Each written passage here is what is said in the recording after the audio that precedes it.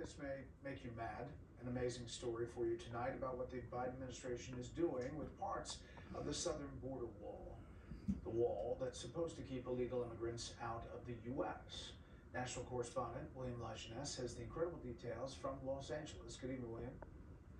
Well, Brett, the amazing part is President Trump already said he wants to finish building the border wall. So why would President Biden sell something taxpayers already paid for, knowing it could be used? Yet we found huge sections of the wall on an Arizona highway leaving the border to be sold as scrap for pennies on the dollar.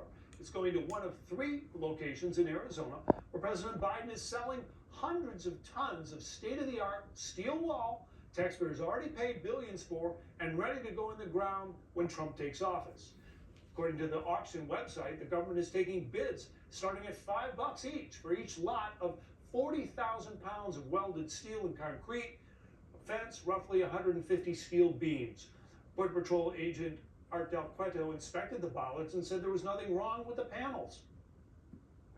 I mean, honestly, that's just a slap in the face, not just to the agents that are out there working, to the American public as a whole. They could have just left these panels alone. Well, last year, the government sold more than 700 of the 30-foot steel segments for roughly $200 a piece, meaning taxpayers took a loss of about 10 grand for each one. President Trump installed 455 miles of steel fencing. An additional 250 miles was under construction when President Biden halted construction, leaving huge piles of light poles, electrical supplies, crushed rock, and steel rotting in the desert. I found this pile near Yuma about 3 years ago. Now, the incoming border official with President Trump told me he was outraged because they could use these things. Now, DHS had us call the Army Corps of Engineers, which told us to call the Defense Logistics Agency, who handles the auction. They told us to call the Secretary of Defense. And they said, put it in an email.